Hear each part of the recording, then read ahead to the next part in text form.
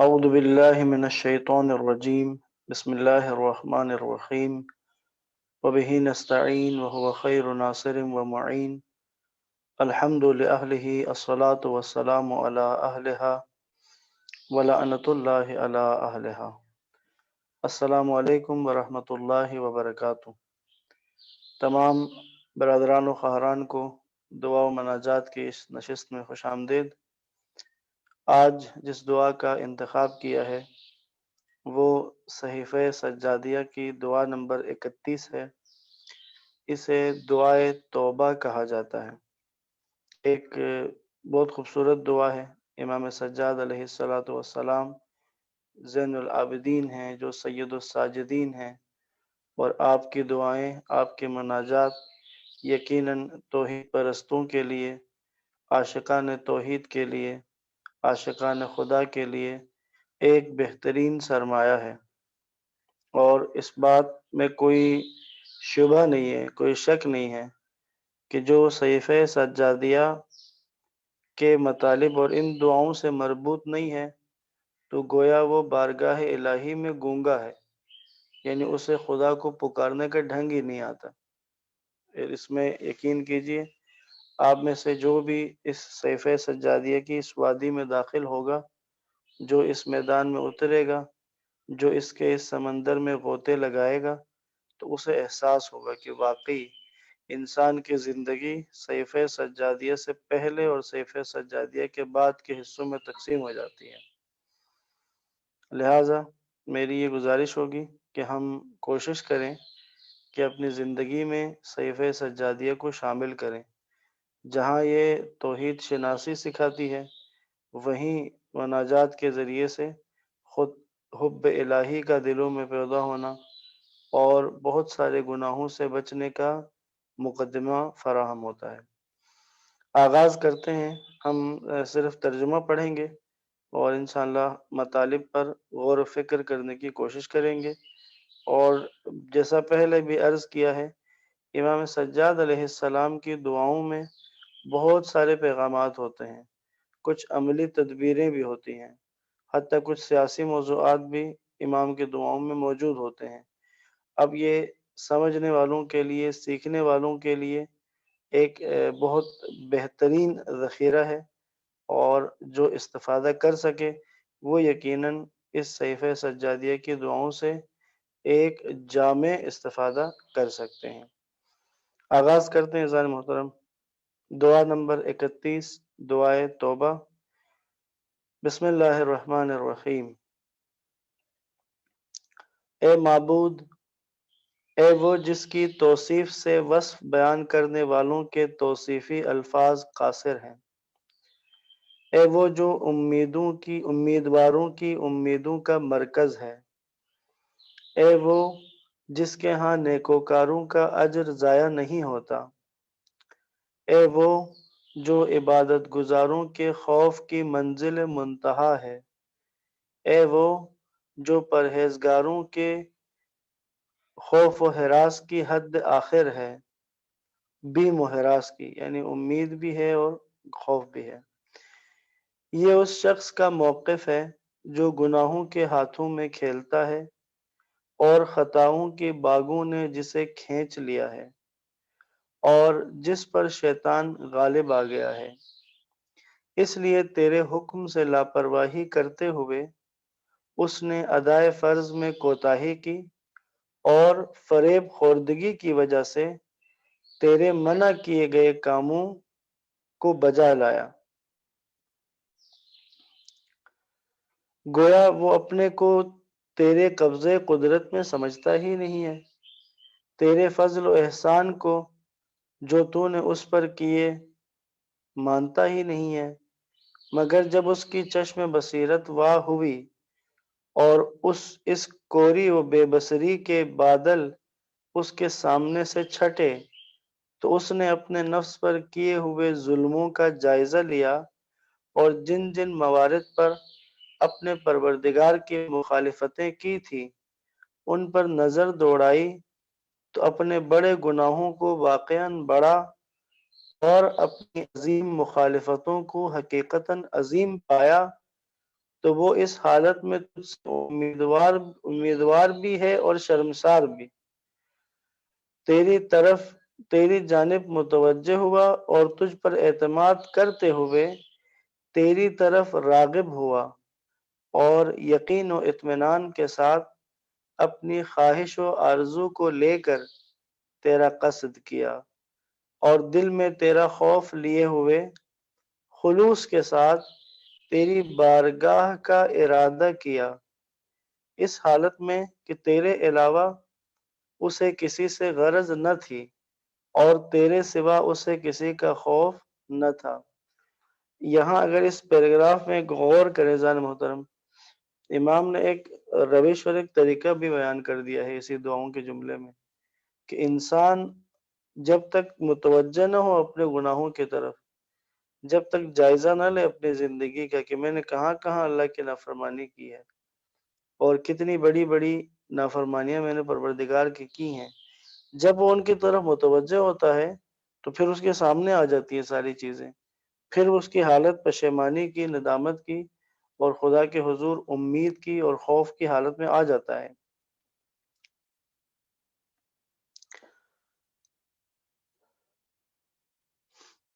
چنانچہ وہ عاجزانہ صورت میں تیرے سامنے آ کھڑا ہوا اور فروتنی سے اپنی آنکھیں زمین میں گاڑ لیں اور تذلل و انکسار سے تیری عظمت کے آگے سر جھکا لیا، اور عز و نیاز مندی سے اپنے رازہائے درون پردہ جنہیں تو اس سے بہتر جانتا ہے تیرے آگے کھول دی۔ یعنی جب خدا تیرے سامنے آیا تو سب چیزوں کا اعتراف، اپنے ان رازوں کو تیرے سامنے رکھ دیا کہ جنہیں تو مجھ سے بہتر جانتا ہے، اور عاجزی سے اپنے وہ گناہ جن کا تو اس سے زیادہ حساب رکھتا ہے ایک ایک کر کے شمار کیے، اور ان بڑے گناہوں سے جو تیرے علم میں ہیں، علم میں اس کے لیے مہلک، اور بدعمالیوں سے جو تیرے فیصلے کے مطابق اس کے لیے رسوا کن ہیں، داد و فریاد کرتا ہے، ایک ایک کر کے حساب کر رہا ہے۔ جو ظاہر ہے کہ جو انسان کو یاد رہے، خدا میں نے تیری بارگاہ میں میں اعتراف کر رہا ہوں کہ میں نے یہ گناہ کیا، میں نے یہ گناہ کیا، میں نے فلاں کام کیا، میں نے فلاں کام کیا۔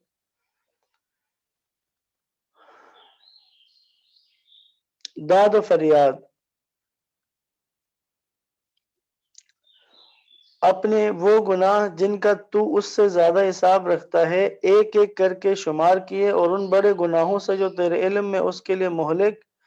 اور ان بدعمالیوں سے جو تیرے فیصلے کے مطابق اس کے لیے رسوا کن ہیں، داد و فریاد کرتا ہے۔ وہ گناہ کہ جن کی لذت جاتی رہی اور ان کا وبال ہمیشہ کے لیے باقی رہ گیا۔ اللہ اکبر۔ گناہ کی لذت تو ختم ہو جاتی ہے، کچھ دیر کی لذت، لیکن اس کا وبال، اس کا عذاب باقی رہتا ہے۔ اے میرے معبود، اگر تو اس پر عذاب کرے تو وہ تیرے عدل کا منکر نہیں ہوگا۔ یعنی خدا تو اس بندے پر کہ جو توبہ کے لیے تیرے پاس آیا ہے، یعنی میں جو اگر تیرے پاس آیا ہوں، اگر تو عذاب کرے تو تیرے عدل کا منکر نہیں ہوگا، اور اگر اس سے درگزر کرے اور ترس کھائے تو وہ تیرے عفو کی کوئی عیب اور بڑی بات نہیں سمجھے گا۔ یعنی اگر تو معاف کر دے تو یہ تیری عفو کا، تیری معافی کا کوئی عیب نہیں ہوگا۔ کیوں؟ اس لیے کہ تو وہ پروردگار کریم ہے جس کے نزدیک بڑے سے بڑے گناہ کو بھی بخش دینا کوئی بڑی بات نہیں ہے۔ اچھا تو اے میرے معبود، میں تیری بارگاہ میں حاضر ہوں، تیرے حکم دعا کے اطاعت کرتے ہوئے اور تیرے وعدے کا ایفا چاہتے ہوئے، جو قبولیت دعا کے متعلق تو نے اپنے اس ارشاد میں کیا ہے۔ یہ قرآن کی آیت یہاں امام کوٹ کر رہے ہیں، ادعونی استجب لکم، مجھ سے دعا مانگو، میں تمہاری دعاؤں کو استجاب کروں گا۔ خدا بندہ محمد صلی اللہ علیہ وآلہ وسلم اور ان کی آل علیہ السلام پر رحمت نازل فرما، اور اپنی مغفرت میرے شامل حال کر، جس طرح میں اپنے گناہوں کا اقرار کرتے ہوئے تیری طرف متوجہ ہوا ہوں، اور ان مقامات سے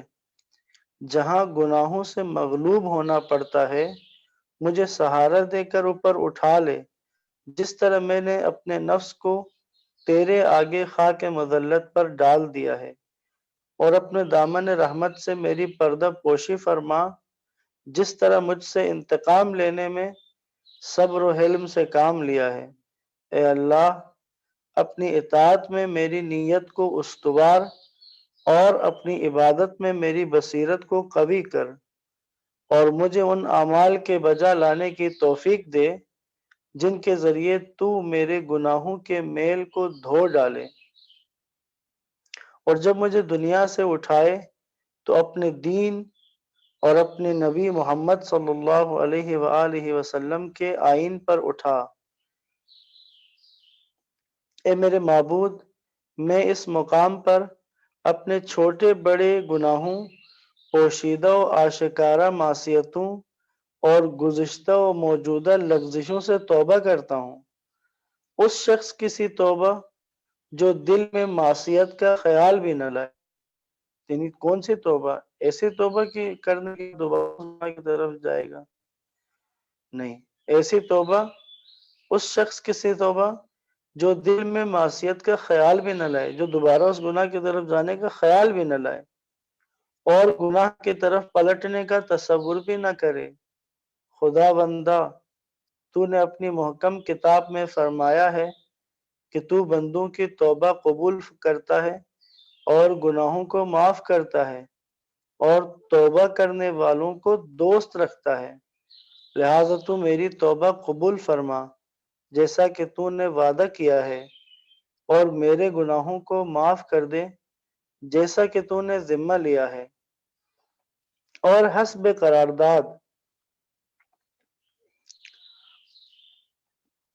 قرارداد اپنی محبت کو میرے لیے ضروری قرار دے، اور میں تجھ سے اے میرے پروردگار یہ اقرار کرتا ہوں کہ تیری ناپسندیدہ باتوں کی طرف رخ نہیں کروں گا، اور یہ قول و قرار کرتا ہوں کہ قابل مذمت چیزوں کی طرف رجوع نہیں کروں گا، اور یہ عہد کرتا ہوں کہ تیری تمام نافرمانیوں کو یکسر چھوڑ دوں گا، فوراً ایک ساتھ چھوڑ دوں گا۔ اب یعنی دیکھیے گا، مفہوم توبہ بھی ساتھ بیان ہو رہا ہے، یعنی یہ کام ہے کہ جو بندہ توبہ کرنا چاہے تو اسے یہ کام کرنے ہیں، اور یہ عہد کرتا ہوں کہ تیری تمام نافرمانیوں کو یکسر چھوڑ دوں گا۔ بار الہ، تو میرے عمل و کردار سے خوب آگاہ ہے، اب جو بھی تو جانتا ہے اسے بخش دے، اور اپنی قدرت کاملہ سے پسندیدہ چیزوں کی طرف مجھے موڑ دے۔ اے اللہ، میرے ذمے کتنے ایسے حقوق ہیں جو مجھے یاد ہیں، اور کتنے ایسے ظلم ہیں، ایسے گناہ ہیں جن پر نسیان کا پردہ پڑا ہوا ہے، یعنی میں بھول گیا ہوں، حالانکہ میرے اوپر وہ واقعی ہیں، لیکن وہ سب کے سب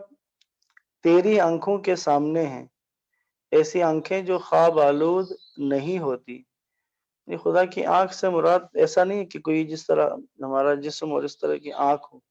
خدا کی آنکھ سے مراد اللہ بصیر ہے، خدا کی بصیر ہونا پروردگار کا، ایسی آنکھ جو خواب آلود نہیں ہوتی، اسے نہ نیند آتی ہے نہ اونگ آتی ہے۔ اللہ لا الہ الا هو الحی القیوم لا تأخذہ سنۃ ولا نوم، نہ اسے نیند آتی ہے نہ اونگ آتی ہے۔ ایسی آنکھیں جو خواب آلود نہیں ہوتی اور تیرے علم میں ہیں، ایسا علم جس میں کوئی چیز رہ نہیں جاتی، ختم یا بھول نہیں جاتی، جس سے جو ایسا علم کہ جس سے کوئی بھی چیز اس سے باہر نہیں ہے، اس کی دسترس سے باہر نہیں ہے۔ لہٰذا جن لوگوں کا مجھ پر کوئی حق ہے اس کا انہیں عوض دے کر اس کا بوجھ مجھ سے برطرف اور اس کا بار ہلکا کر دے، اور مجھے پھر ویسے گناہوں کے ارتکاب سے محفوظ رکھ۔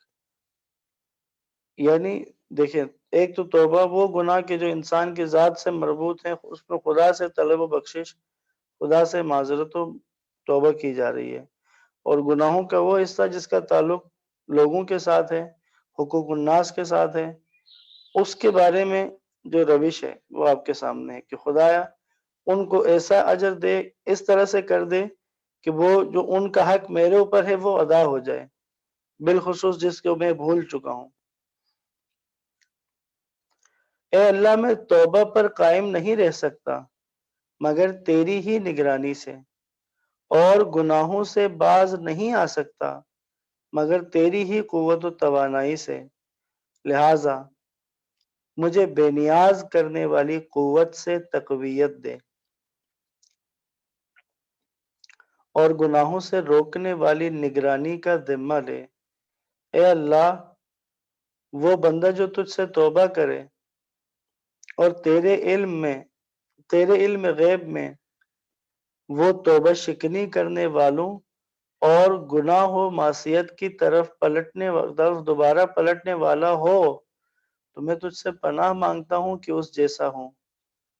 میری توبہ کو ایسی توبہ قرار دے کہ اس کے بعد پھر توبہ کی احتیاج نہ رہے،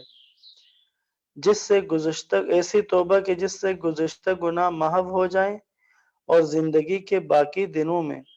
گناہوں سے سلامتی کا سامان ہو۔ اے اللہ، میں اپنی جہالتوں سے عذرخواہ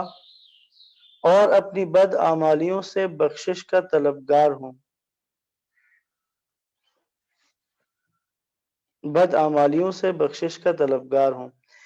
لہٰذا اپنے لطف و احسان سے مجھے پناہگاہ رحمت میں جگہ دے اور اپنے تفضل سے اپنی عاقبت کے پردے میں چھپا لے۔ اے اللہ، میں دل میں گزرنے والے خیالات اور آنکھ کے اشاروں اور زبان کی گفتگو، غرض ہر اس چیز سے جو تیرے ارادے و رضا کے خلاف ہو، تیری محبت کے حدود سے باہر ہو، تیری بارگاہ میں توبہ کرتا ہوں۔ ایسی توبہ جس سے میرا ہر عضو اپنی جگہ پر تیری عقوبتوں سے بچا رہے اور ان تکلیف دہ عذابوں سے جن سے سرکش لوگ خائف رہتے ہیں محفوظ رہے۔ اے معبود، یہ تیرے سامنے میرا عالم تنہائی یعنی خدا میرے گناہوں کے ساتھ میں اکیلا ہوں اور کسی پر وہ پردے عیاں نہیں ہیں، تو پروردگارہ یہ تیرے سامنے میرا عالم تنہائی، تیرے خوف سے میرے دل کی دھڑکن، تیری ہیبت سے میرے اعضاء کی تھر تھری، ان حالتوں پر رحم فرما۔ پروردگارہ، مجھے گناہوں نے تیری بارگاہ میں رسوائی کے منظر پر لا کھڑا کیا ہے، اب اگر چپ رہوں تو میری طرف سے کوئی بولنے والا نہیں، اور کوئی وسیلہ لاؤں تو شفاعت کا سزاوار نہیں ہوں۔ اے اللہ، محمد صلی اللہ علیہ وآلہ وسلم اور ان کی آل پر رحمت نازل فرما، اور اپنے کرم و بخشش کو میری خطاؤں کا شفیع قرار دے، اور اپنے فضل سے میرے گناہوں کو بخش دے۔ جس سزا کا میں سزاوار ہوں وہ سزا نہ دے، اپنا دامن کرم مجھ پر پھیلا دے، اپنے پردے عفو و رحمت میں مجھے ڈھانپ لے، مجھ سے اس ذی اقتدار شخص کا سا برتاؤ کر کہ جس کے آگے کوئی ذلیل گر گرائے تو وہ اس پر ترس کھائے، یا اس دولت مند کا سا کہ جس سے کوئی بندہ محتاج لپٹے تو وہ اسے سہارا دے کر اٹھائے۔ بار الہ، مجھے تیرے عذاب سے کوئی پناہ دینے والا نہیں ہے، اب تیری قوت و توانائی ہی پناہ دے تو دے، اور تیرے یہاں کوئی میرا سفارش کرنے والا نہیں، اب تیرا فضل ہی سفارش کرے تو کرے، اور میرے گناہوں نے مجھے ہراساں کر دیا ہے، اب تیرا عفو و درگزر ہی مجھے مطمئن کرے تو کرے۔ یہ جو کچھ میں کہہ رہا ہوں اس لیے نہیں کہ میں اب اپنی بدعمالیوں سے ناواقف اور اپنی گزشتہ بدکاریوں کو فراموش کر چکا ہوں، بلکہ اس لیے کہ تیرا آسمان اور جو اس میں رہتے سہتے ہیں، اور تیری زمین اور جو اس پر آباد ہیں، میری ندامت کو جس کا میں نے تیرے سامنے اظہار کیا، اور میری توبہ کو جس کے ذریعے تجھ سے پناہ مانگی ہے، سن لیں۔ یعنی یہ زمین و آسمان اور جو کچھ اس میں ہے سب سن لیں، تاکہ تیری رحمت کی کار فرمائی کی وجہ سے کسی کو میرے حال زار پر رحم آ جائے، یا میری پریشان حالی پر اس کا دل پسیجے، تو میرے حق میں دعا کرے جس کی تیرے ہاں میری دعا سے زیادہ سنوائی ہو، یا کوئی ایسی سفارش حاصل کر لوں جو تیرے ہاں میری درخواست سے زیادہ مؤثر ہے، اور اس طرح تیرے غضب سے نجات کی دستاویز اور تیری خوشنودی کا پروانہ حاصل کر سکیں۔ اے اللہ، اگر تیری بارگاہ میں ندامت و پشیمانی ہی توبہ ہے تو میں پشیمان ہونے والوں میں سب سے زیادہ پشیمان ہونے والا ہوں، اور اگر ترک معصیت ہی توبہ و انابت ہے، یعنی اگر گناہ کو ترک کرنا ہی توبہ ہے تو میں توبہ کرنے والوں میں اول درجے پر ہوں، یعنی ترک گناہ میں اول درجے پر فرسٹ آؤں گا، اور اگر طلب مغفرت گناہوں کو زائل کرنے کا سبب ہے تو مغفرت کرنے والوں میں سے ایک میں بھی ہوں۔ خدایا، جب کہ تو نے توبہ کا حکم دیا ہے اور قبول کرنے کا ذمہ لیا ہے اور دعا پر آمادہ کیا ہے اور قبولیت کا وعدہ فرمایا ہے، تو رحمت نازل فرما محمد صلی اللہ علیہ وآلہ وسلم اور ان کی آل پر، اور میری توبہ قبول فرما۔ مجھے اپنی رحمت سے نا امیدی کے ساتھ نہ پلٹا، کیونکہ تو گناہگاروں کی توبہ قبول کرنے والا اور رجوع کرنے والے خطاکاروں پر رحم کرنے والا ہے۔ اے اللہ، محمد صلی اللہ علیہ وآلہ وسلم اور ان کے آل پر رحمت نازل فرما، جس طرح تو نے ان کے وسیلے سے ہماری ہدایت فرمائی۔ تو محمد صلی اللہ علیہ وآلہ وسلم پر رحمت نازل فرما، جس طرح ان کے ذریعے ہمیں گمراہی کے بور سے نکالا ہے۔ تو محمد صلی اللہ علیہ وآلہ وسلم اور ان کی آل پر رحمت نازل کر، ایسی رحمت جو قیامت کے روز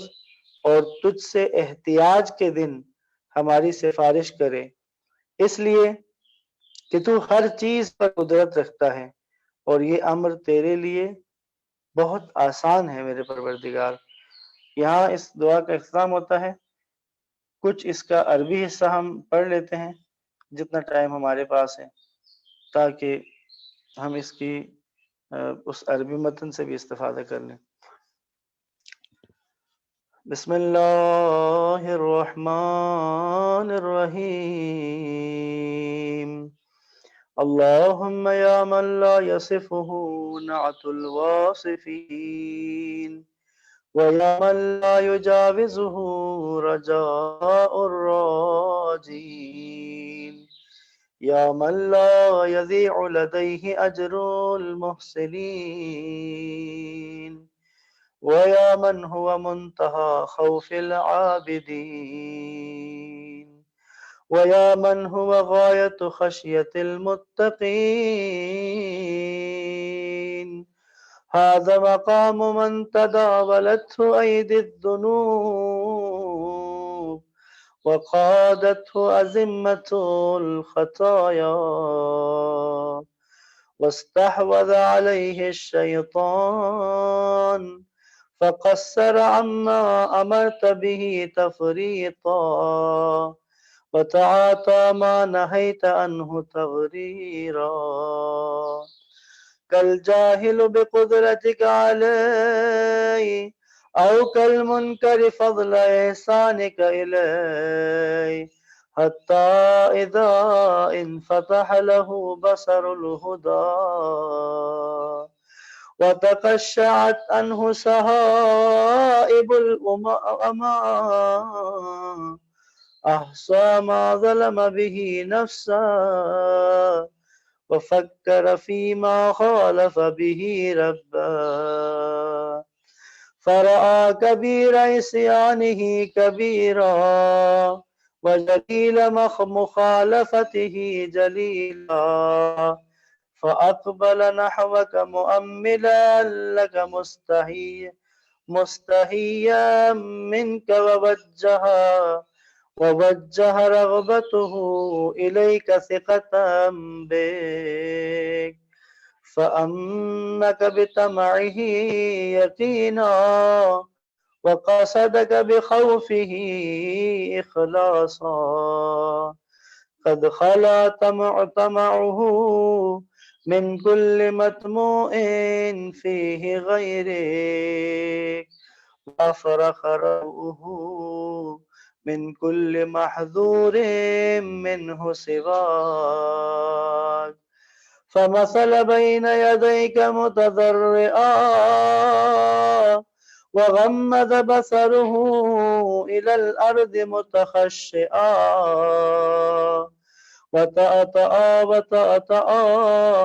وطأطأ رأسه لعزتك متذللا وأبثك من سره ما أعلم به منه هدوءا وعدد من ذنوبه ما أنت أحصى لها خشوعا واستغاث بك من عظيم ما وقع به في علمك وقبيح ما فضحه في حكمك من ذنوب أدبرت لذاتها فذهبت وأقامت تبعاتها فلزمت لا ينكر يا إلهي يا إلهي أدلك عاقبته ولا يستعظم عفوك إن عفوت عنه ورحمته لأنك الرب الكريم الذي لا يتعاظمه غفران الذنوب العظيم اللهم فها أنا ذا قد جئتك مطيعا لأمرك فيما أمرت به من الدعاء متنجزا وعدك فيما وعدت به من الإجابة إذ تقول بسم الله الرحمن الرحيم ادعوني أستجب لكم اللهم فصل على محمد وآله والقني بمغفرتك كما لقيتك بإقراري وارفعني عن مصارع الذنوب كما وضعت لك نفسي واسترني بسترك كما تأنيتني عن الانتقام مني اللهم وثبت في طاعتي وأحكم في عبادتك بصيرتي ووفقني من الأعمال لما تغسل به دنس الخطايا عني وتوفني على ملتك وملة نبيك محمد صلى الله عليه وآله إذا توفيتني دعائے سلامتی امام زمان سے اختتام کریں گے بسم اللہ الرحمن الرحیم